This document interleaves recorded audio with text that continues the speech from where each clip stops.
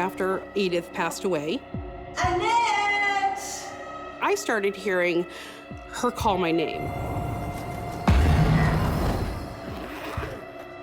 I was just having a cigarette with him, and you can't be two places at one time. I saw a shadow moving. I was really scared. This figure came up. I felt like I'm having a heart attack. I feel bang, bang, bang. I'm hyperventilating because I am so freaked out.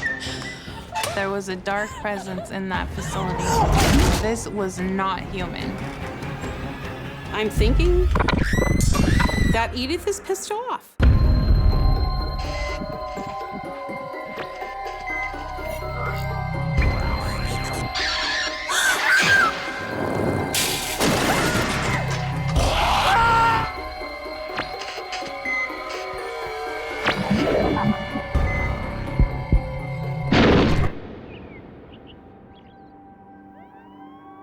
It's 1999 in the Connecticut countryside. Annette Veilleux has just begun work as a staff member in a private long-term care residence. Annette! Annette! Coming, Edith. My job was basically to do daily assisted living for the residents that live there. That meant, assisting them with daily activities, hygiene care, meal preparation, medication. Is that you? I knew it was you. Are you ready for your It's moment? that time. I pride myself in making sure that the person I'm taking care of is aware that somebody cares.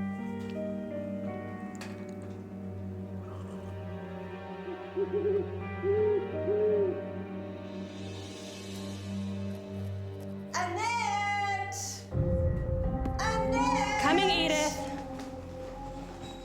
My first experience with Edith was one of the first days that I started working there. Annette! It's my legs. Are you okay? It's my legs. Okay. You know. I know. Edith had a high-pitched, kind of screechy voice that was just, it was cute. It was, Annette! Edith's biggest medical situation was called on-off Parkinson's. What were you doing out all by yourself? I was creating mischief. She would be in motion, and all of a sudden, her body would stop. We did it. We did it. She would have to grab onto the wall because she would fall. Oh. Thank you. Thank you. Thank you. Thank you. Through time, you realize that she loved to be around people, and she thrived on having socialization with the staff that were there. So we were more her family. She had no family. You're the best. There we go. One night, Edith's illness leads to a terrible event. This particular night, my coworker was down the hall with another resident. I was actually up in the med room. We shared the same wall to her bedroom.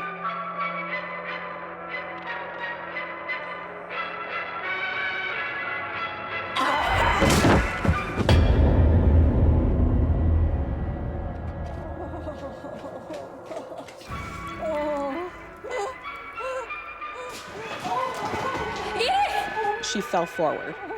Her legs locked up, and she fell forward into the bureau. There is blood everywhere. It was just pouring out of her head. Julia! I ended up taking her to the hospital. It was not a good situation.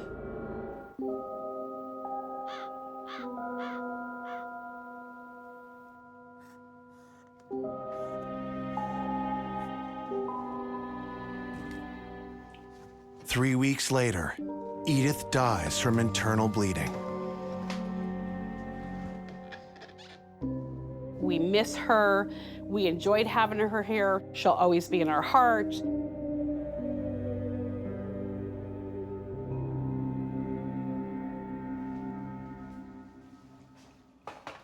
About a week to 10 days after Edith had passed away, I was in the med area.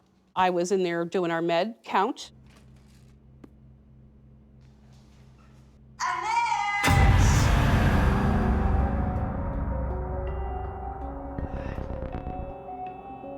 All of a sudden, I hear a voice calling my name, Annette. My body kind of cringed because I'm hearing Edith's voice. I shook it off and said, you know, you're tired, you're just hearing things.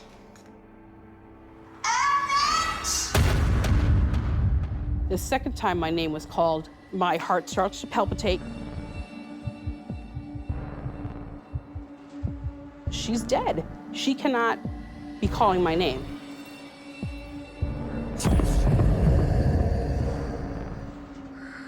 Sometimes you do hear the voices of the dead after they've passed, and it doesn't necessarily mean they're still hanging around. It can be an entirely residual phenomenon. But when we hear what's called direct voice, spirit voices coming from thin air, they very often sound exactly as they did during their lifetime.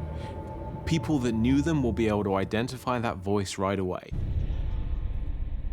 I went to the area which is right outside of Edith's room.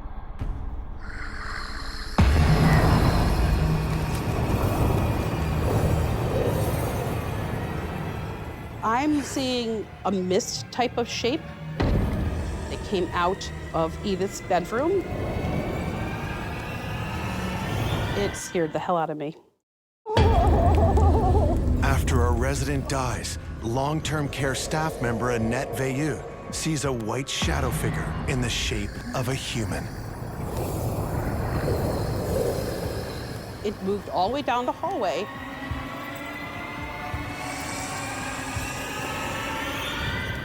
And it disappeared into the bathroom.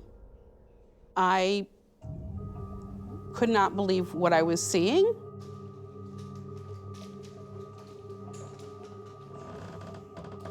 When you have multiple incidences, you have to say to yourself, this is real, whether I want to believe it or not, this is real. And it's a crazy realization that I was seeing a ghost. I was extremely afraid.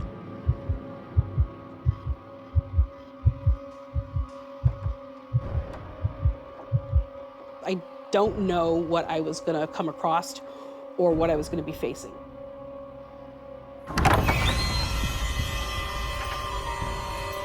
There was nobody there. Hello? I know I just saw this, and I know I'm awake. I'm a pretty sane person. That is the moment I thought, could this be what I think it is? The only thing I could think of, it might be Edith.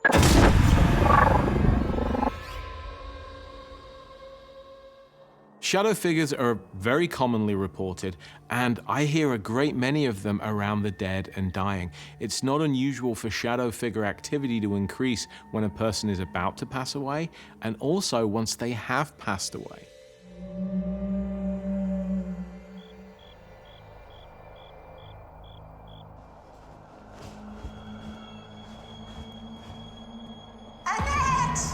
This voice and calling my name continued to happen over and over again. Annette!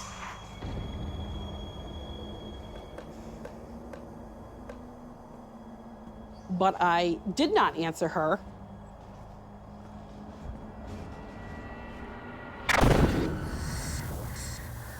I did not share this with anybody, only because I don't want them to look at me like I'm crazy.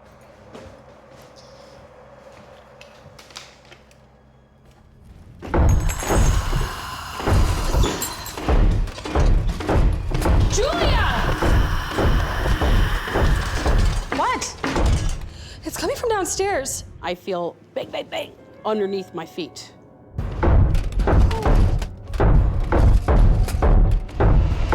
Underneath my feet is really freaky. It's 10 o'clock at night. Everybody's sleeping. There is nobody downstairs in the basement. I'm freaked out. I'm almost to the point of hyperventilating because I am so freaked out. Let's go check it out. For me, it's a lot more than just seeing a mist go down the hall or hearing my name. It's a lot worse.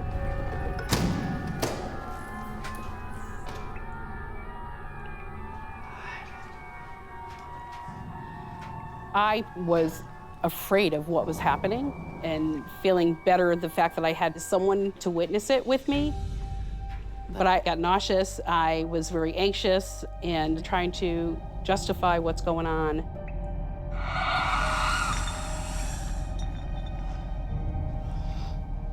It had to have been as if somebody was pounding on the ceiling, but they were very high ceilings. That kind of strength, there's no way.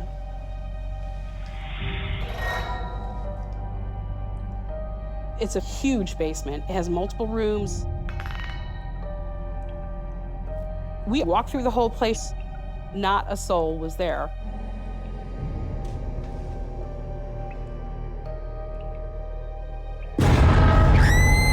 I heard a thump and I heard a scream.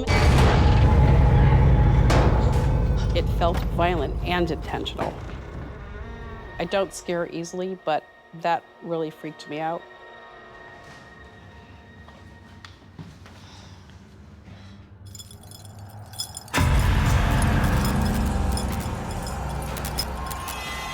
The chandelier is swinging. It was a sharp, hard swing back and forth. Do you think that's Edith? I don't know, maybe? I have never seen the light ever do that. I'm thinking that Edith is pissed off. I think she's pissed off that she's missing a good part of her life. She was taken out a lot sooner than she should have. She should not have died.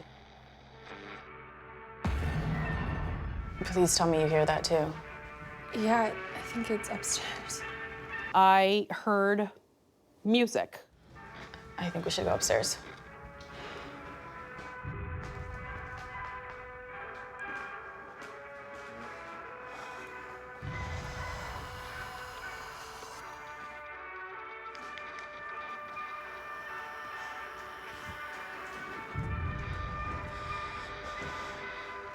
I realized that it was actually in Edith's old bedroom.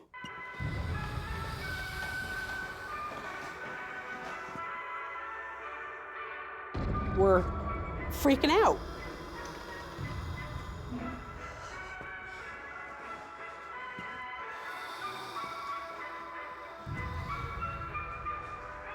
At that time, I was full of fear.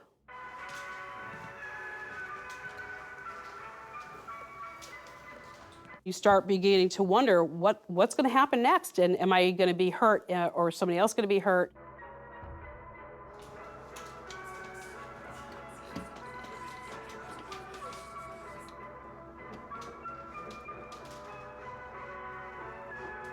And thinking, oh my God, what do I have to brace myself for?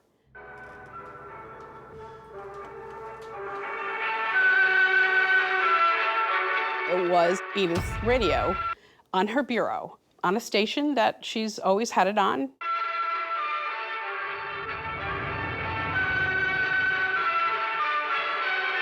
There is literally nobody in the room. It was on, and there was no way for it to be on because every other resident in the house were in their own rooms. I turned it off. I unplugged it. I put the cord on top of the bureau, and that was that. So it was completely away from an outlet. You would physically have to take the cord, bring it down, and plug it in again if you wanted it on.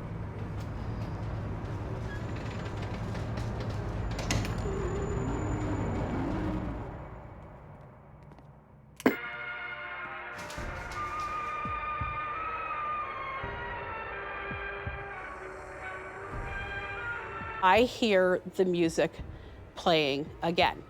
You saw me unplug it, right? Yeah.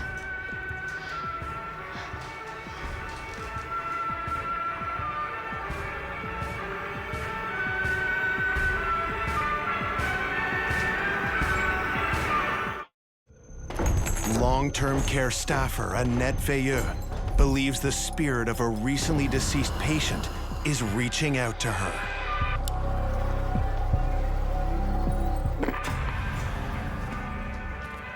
I literally had to take a couple deep breaths. I had to talk myself down.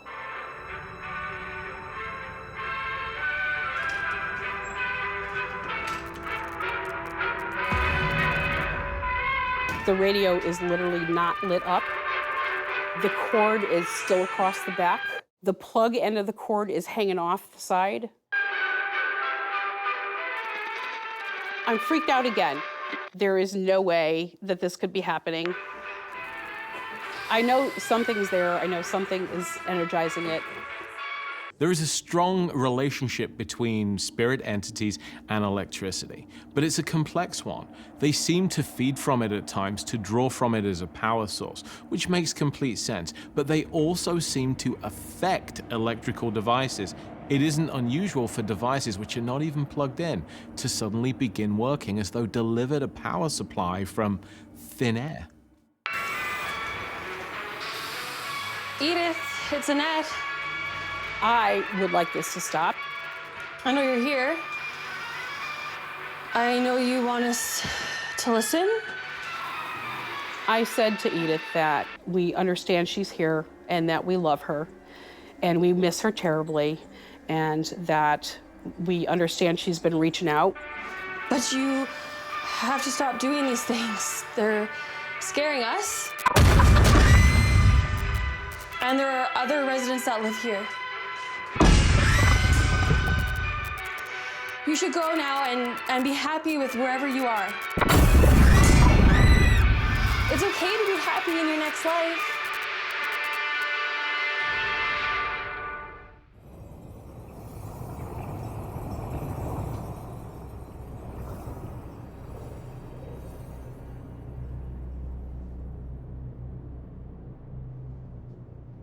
It literally just dissipated. It just went away.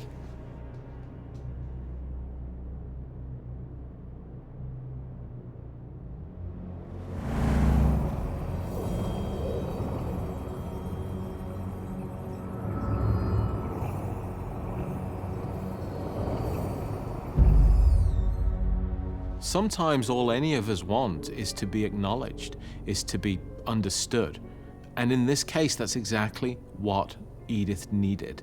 And so when Annette spoke to her, calling out to thin air and letting her know that she was missed, that she was loved, that her life hadn't been in vain, that's all it took, this one simple interaction from a living human to a dead one, in order to mollify her and send her on her way.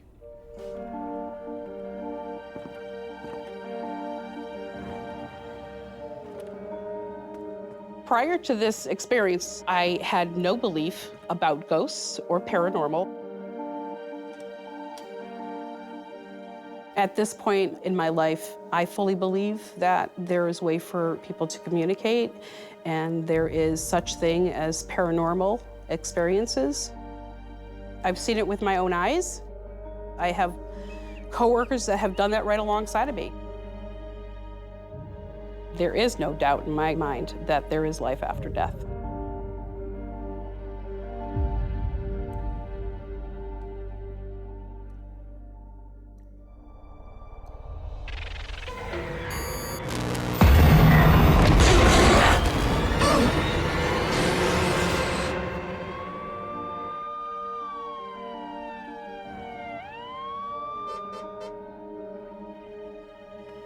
It's 19-year-old Deanna Stinson's first day on the job as a certified nursing assistant. I got my first job as a CNA in a long-term care facility, and I was really excited about it because I felt like I finally had a purpose. Hey, can I get the mitts for Mr. Barrister? Oh, yeah, absolutely. Thanks, girl. Here you go. Thank you. No problem. I felt like the environment was really loving, and I enjoyed helping take care of people. Hello, John. Hi. Here, let me help you. Okay. Let's go. There was a lot of patients that needed aid. I connected to them and I grew a bond to them. I was excited at first to work here, but little did I know this really wasn't going to be my dream job.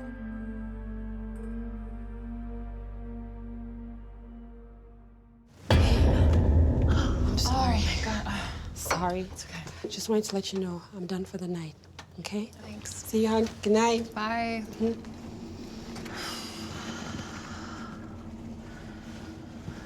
From the start, when I first walked into the facility, I felt like there was something strange about the place. It was sad and it was lonely.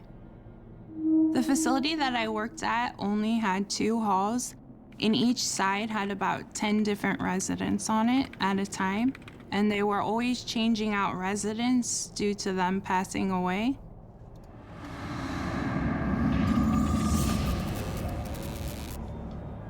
I felt a dark presence there.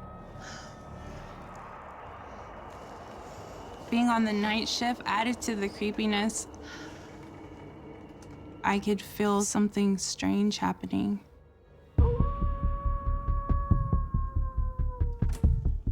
At 11 p.m., Deanna starts her rounds, checking on the patients to see if they are all sleeping. I was hired to do the night shift, so it was really still and eerie. But there is one room she wishes she could avoid. At the end of the hall was room 114.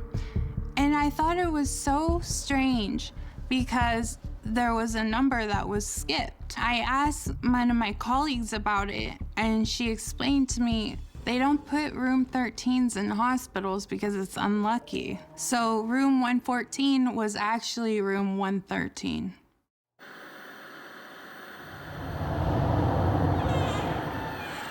Every time I walked in there, I would immediately get chills.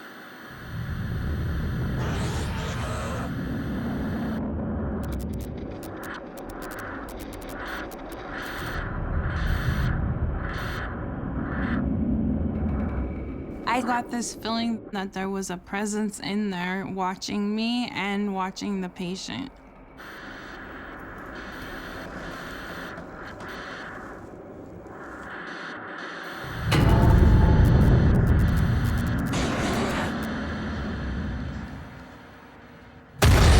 And then I saw a shadow moving.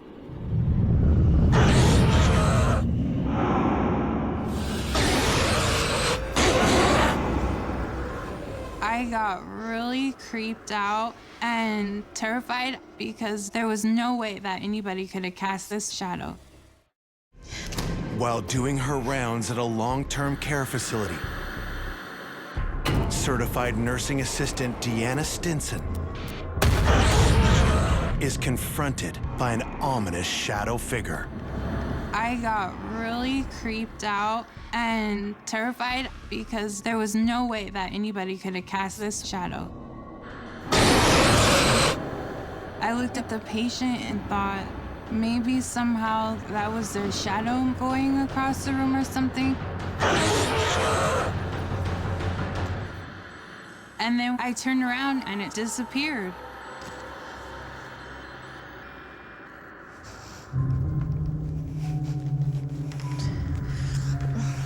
I was blown away.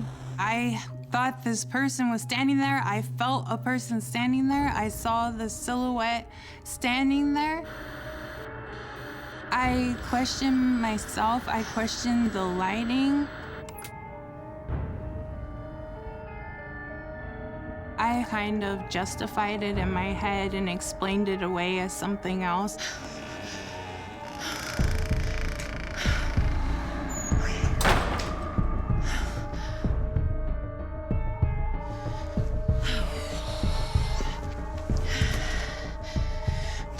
I'm just seeing things.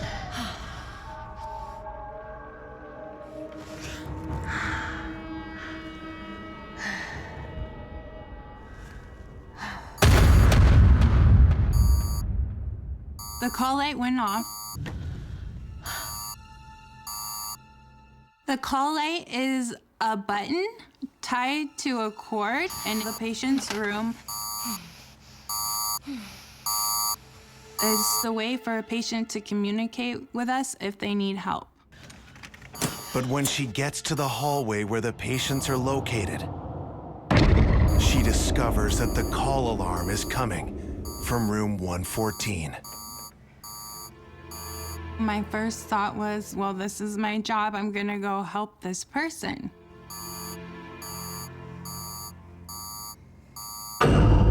She was sleeping, and there was just quiet in the room. It was very confusing. Sheila, did you press your call button? The resident didn't push the call light. I'm sorry, honey. Just go back to sleep, okay? I'll go to sleep.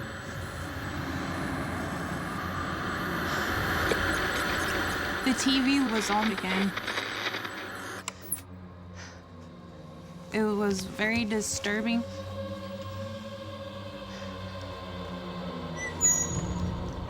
I was so confused when this happened. I really didn't know what to think, but I just got out of there as fast as I could again.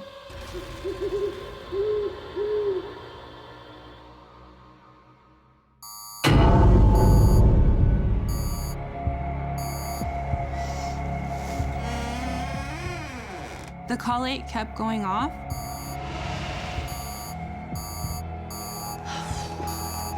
By law, I had to keep going in there every time the light went off.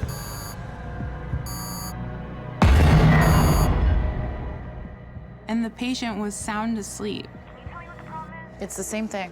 What did you do? We checked 3 times. I know, but it just keeps turning on. I don't know what you want us to do. We're not here for your entertainment. Can you just send someone in? I'll have to document that you are wasting our time. I really thought this was an electrical problem, but maintenance couldn't find an electrical problem. Okay, we double-checked the router and the It just turned on again, okay? I gotta go. All right, okay, see you.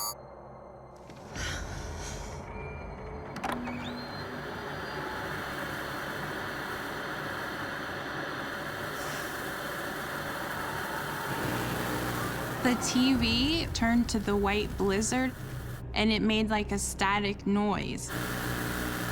The TV was a constant problem.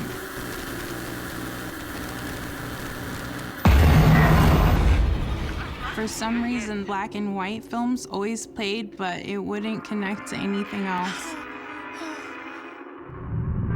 So it was very eerie. Spirits can cause a run in the lights, make them flash off and on. There's a reason that this cliche exists in so many old ghost movies. But there are also theories which state that when spirits are present, their very existence causes fluctuations in electromagnetic fields and causes equipment that's electrical in nature to go haywire. It felt very overwhelming. I couldn't breathe, and I was just suffocating in the energy. Over the next couple of days, Deanna starts to dread the idea of entering room 114.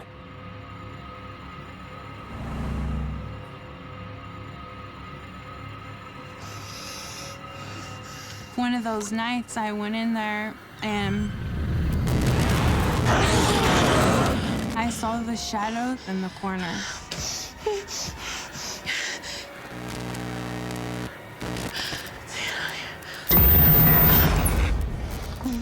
I was really scared. There was a dark presence in that facility.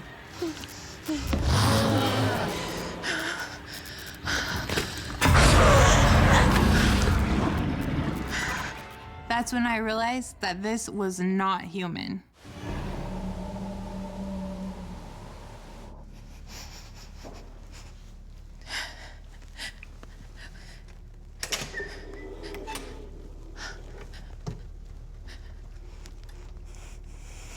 Are you okay? I never told anybody about what's happening because it was my first job. I wanted to be tough and be strong and get through it.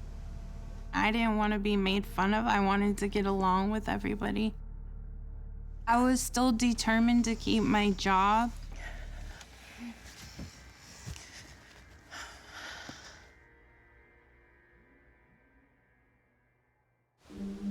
At the break of dawn, Deanna finds the patient in room 114 has passed away.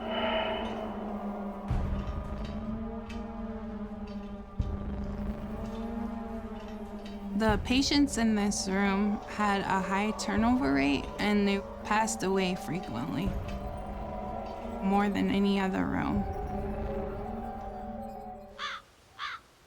To make matters worse, Deanna learns that her favorite patient has transferred into room 114. John, we're moving you to your new room. Oh, very nice, very nice. His health was really bad. They had to switch his medication over to another medication because it was affecting his blood pressure. I just knew something bad could happen. Thank you.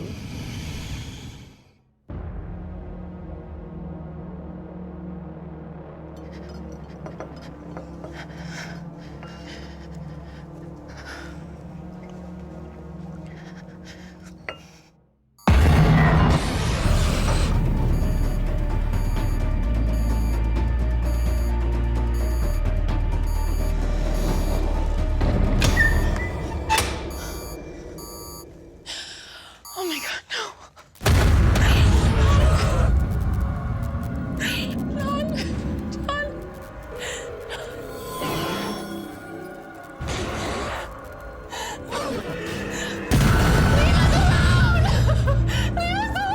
He was on the floor and there was like a huge puddle of blood all around him.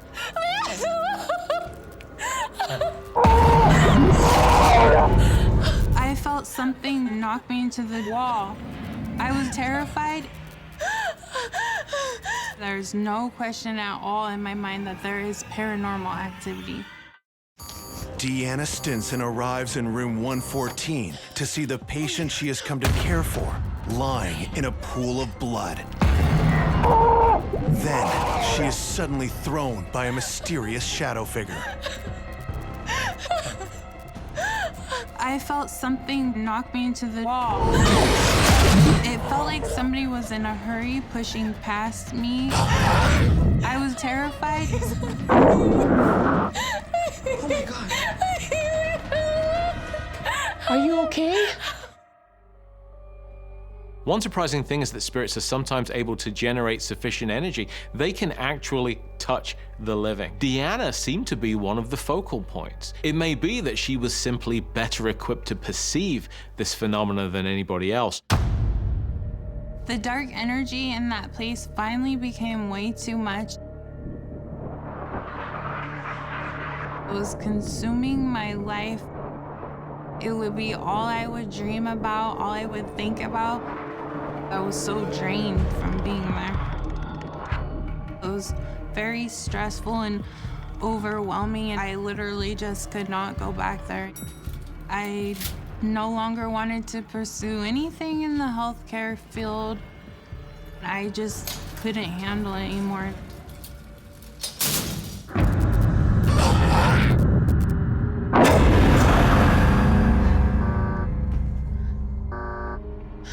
After this, I knew that the paranormal was real.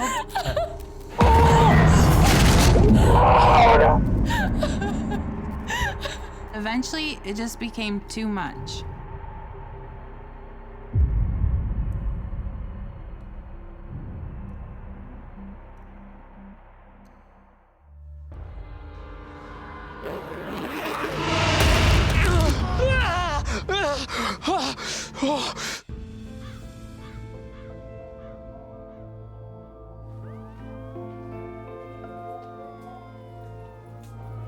Hairdresser Ron Koval has the odd distinction of running his salon out of a New Jersey psychiatric hospital. His decision to work out of the hospital comes from a strong desire to help others. I really enjoyed going every morning. It's different than if you're a hairdresser on the outside. Nobody's coming in to offer help.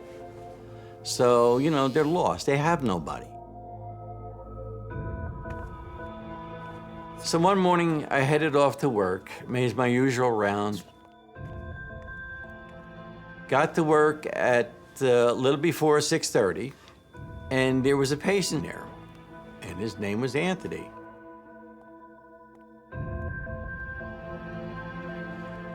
Hey, Anthony, what are you doing here? It was strange because he belonged on the other ward and he doesn't have a key to get onto this one. So I asked him, what are you doing? He said, Ron. Hey, Ron, you have a cigarette? Yeah. I didn't smoke that much, but I more or less hand them out to patients who didn't have anything. Let's go on the patio. Yeah, it's nice outside.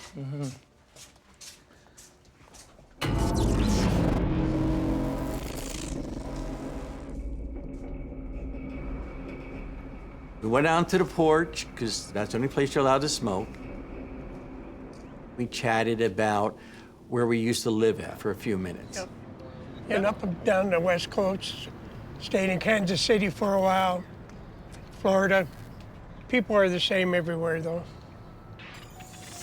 He was calm, very relaxed. It was strange because he had schizophrenia. He was very nervous and very fidgety.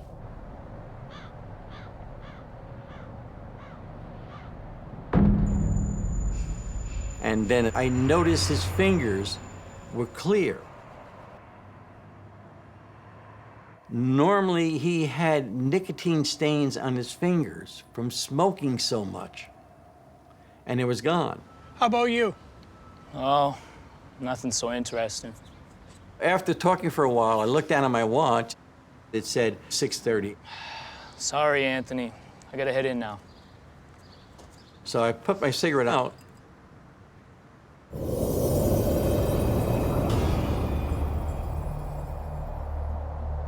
Turned to look at Anthony, and he was gone.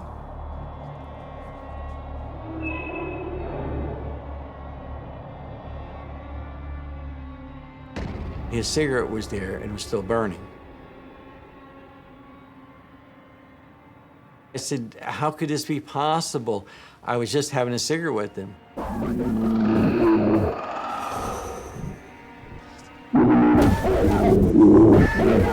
And just then, this figure came up, and it was a black, thick mist.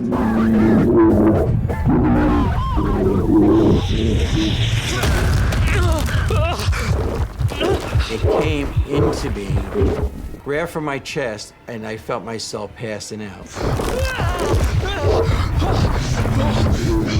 I've never been that scared in my life. Hospital hairdresser Ron Koval shares a cigarette break with a patient who mysteriously disappears. Then a mysterious entity made of black mist strikes Ron in the chest. I felt the pressure, like somebody was sitting on my chest, and I felt myself passing out. I said, my God, I'm dying. Because I felt like I'm having a heart attack.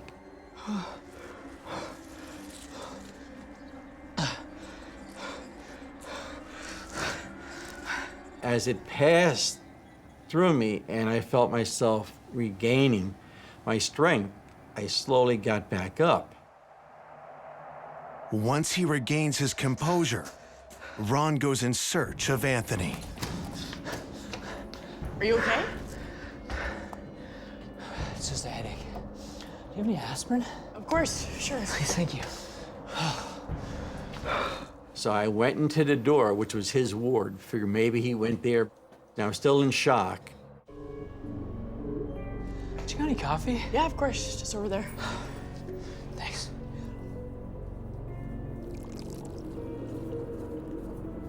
Just as Ron is about to continue his search for the patient, he gets a request. Hey, Ron. Hi. You got a second? Sure. An attendant came running down. Somebody died. Yeah, I've got a death certificate. I need another witness to sign it. And the doctor said, can you sign this for me? We need another witness.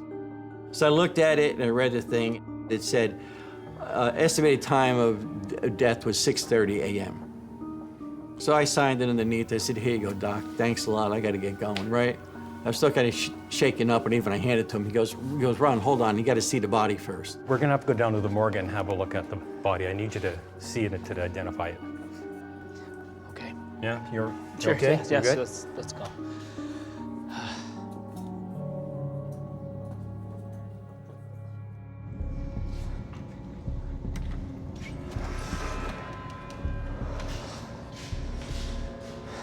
okay?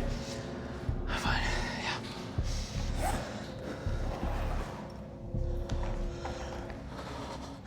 Oh, no. You okay? It's him. It was Anthony, and he was dead. You know? His tongue was out, bitten. His hands were clutched to his chest like this. His eyes were like wide open and bulged, and he was like frozen in that position. I just had a cigarette with him. Who? Anthony. I was just having a cigarette with him, and you can't be two places at one time. That scared the hell out of me. Yeah, Father, I've just been experiencing some really strange things happening here. That's when I talked to the priest. I called him. How can somebody be at two places at one time? I said to him, how can somebody be at two places at one time? Ron, what you're experiencing is the angel of death. And that's when he said to me, what you experienced was the angel of death. It wasn't coming for you, it was picking up Anthony. He said to me, you felt Anthony's heart attack. You experienced death. Don't worry, you're gonna be okay.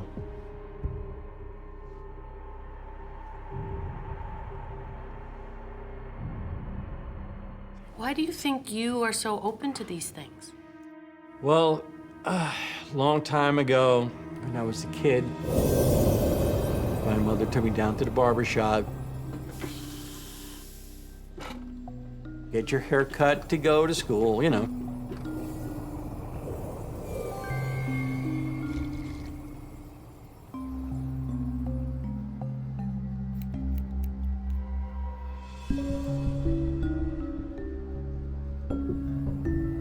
And back in those days, they gave you a balloon and a lollipop, right?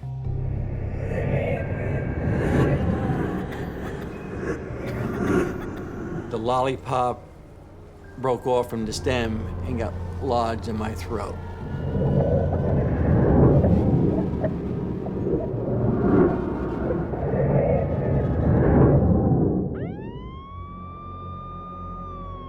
When the ambulance was there, an ambulance driver goes, can you please give me the oxygen? The barber said to him, you're wasting your time, he's gone. He's dead. They had me in the ambulance, and the ambulance driver calls in. We have about a 5-year-old coming in DOA. After he said that, all of a sudden he heard this gasp. And all he felt was my hand, my small hand, grab his leg. Do you feel like you had died for a small period of time? And That's what I feel.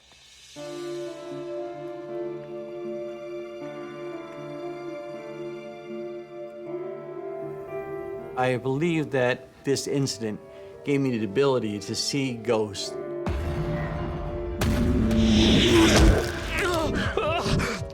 I personally think that Ron is incredibly intuitive. He has a very unique way of interpreting the energy in the location, and I think that is why he's receiving this strange sensation of having a heart attack. In the early 2000s, the hospital is demolished. Ron moves on to another job. I went back recently in December for a funeral within the area. And my wife said to me, oh, you need to stop by where the hospital used to be? I said, no. I believe in the paranormal more than I think anybody else. It's still there, it's still around us.